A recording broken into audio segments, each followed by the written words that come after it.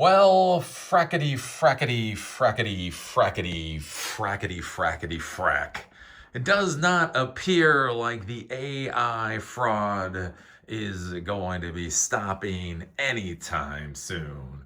Right? Elon Musk is trying to IPO SpaceX, which now has XAI involved, for $1.7 trillion. And Sam Altman is trying to get OpenAI to the $1 trillion valuation.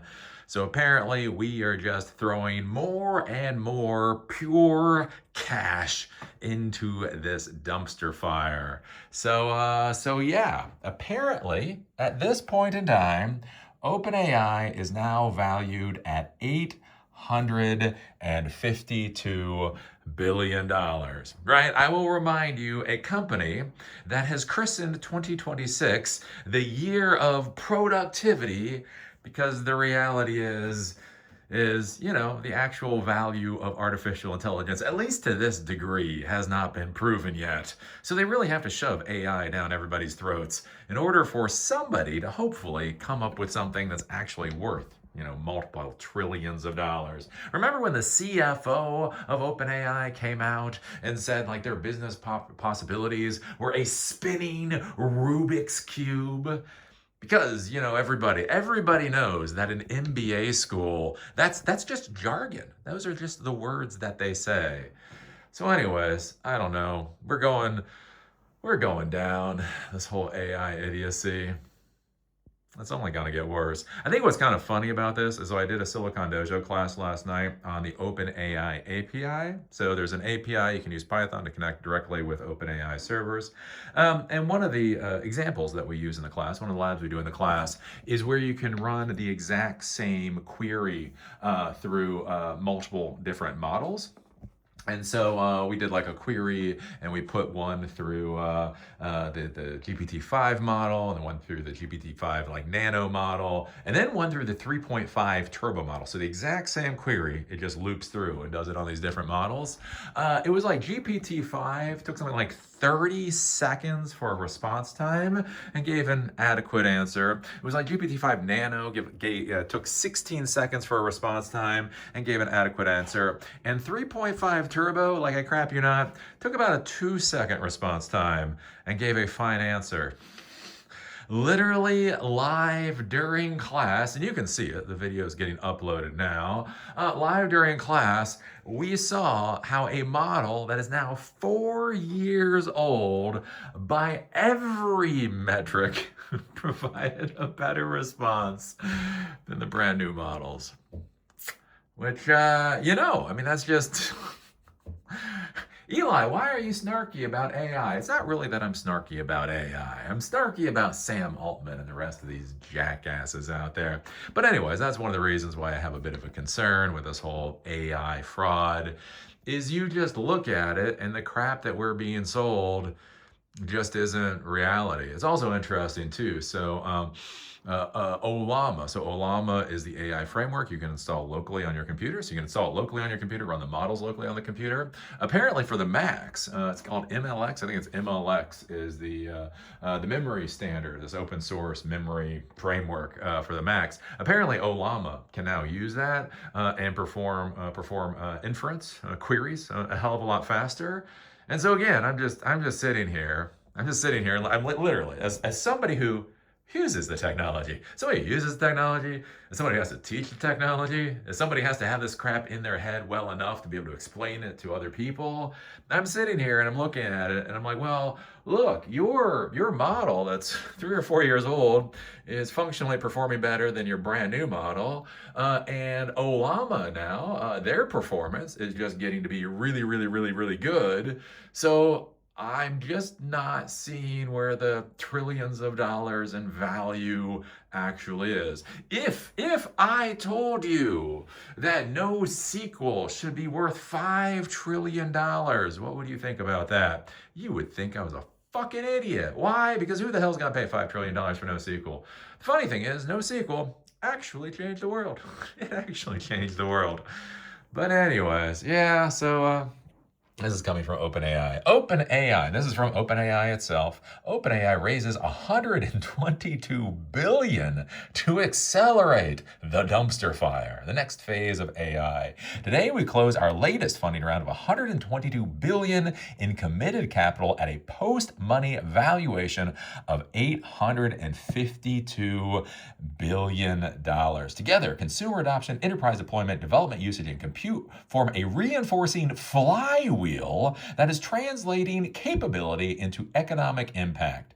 Again, notice all these words they use. Reinforcing a flywheel. OpenAI was the fastest technology platform to reach up 10 million users, the fastest to 100 million users, and soon the fastest to a billion weekly active users.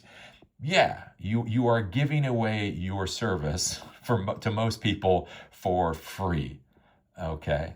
Within a year of launching ChatGPT, we reached $1 billion in revenue. By the end of 2024, we were generating $1 billion per quarter. Now we are generating $2 billion in revenue per month. At this stage, we're growing revenue 4 times faster than the companies who define the internet and mobile eras, including Alphabet and Meta. So again, you're looking at about $24 billion in revenue,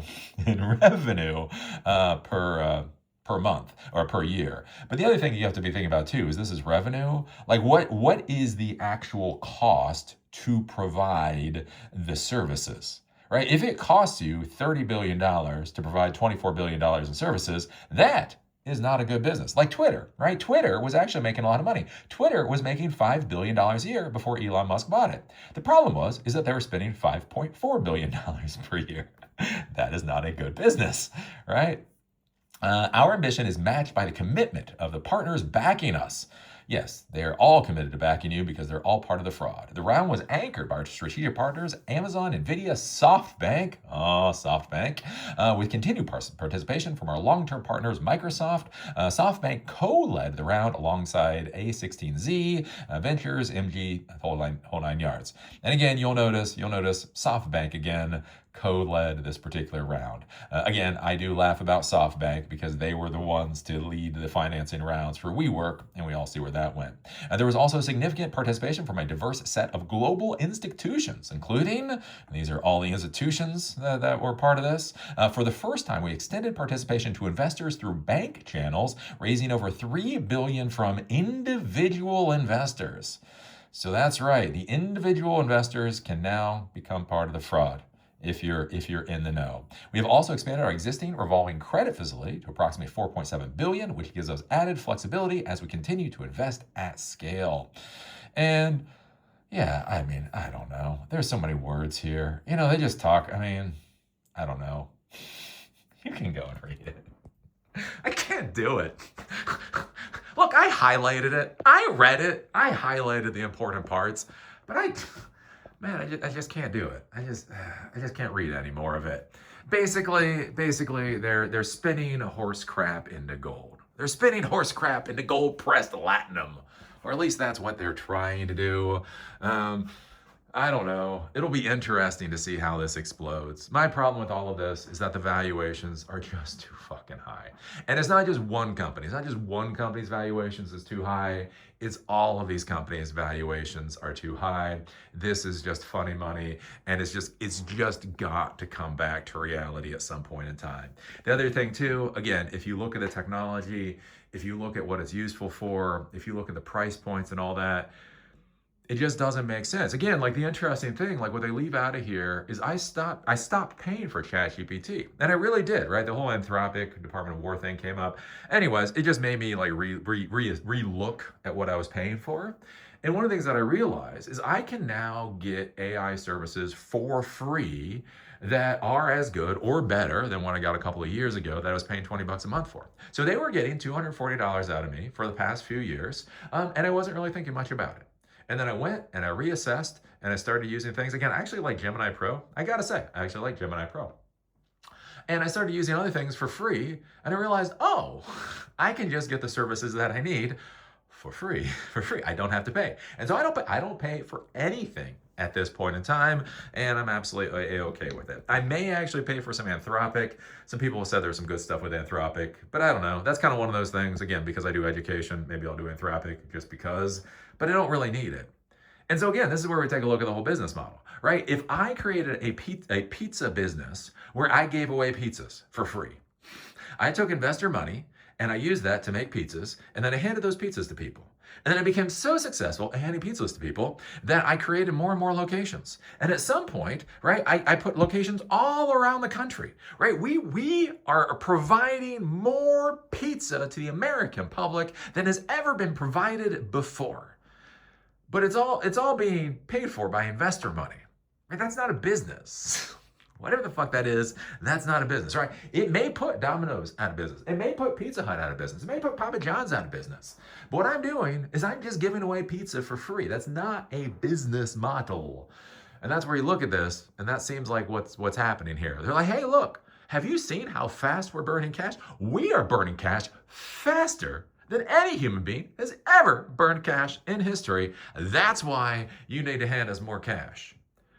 And when you sit here and you actually look at the technology, you're like, yeah. Anywho. So what do you think about OpenAI having an $852 billion valuation?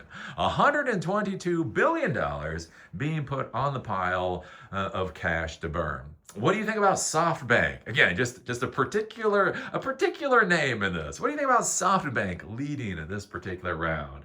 What do you think about all this with artificial intelligence? Again, even if you love AI, even if you are a die-hard believer in AI, do these numbers actually make sense to you? I don't know. Put your thoughts down below. Do remember I do these videos in order to fund the Silicon Dojo, free hands-on technology education that empowers you to do whatever the hell it is you want to do in Asheville, North Carolina and Durham, North Carolina. We're having a class on vector databases next Wednesday in Durham. If you're interested, take a look at silicondojo.com. If you want to support what I do, there's a donor box link down below. And with that, see y'all later.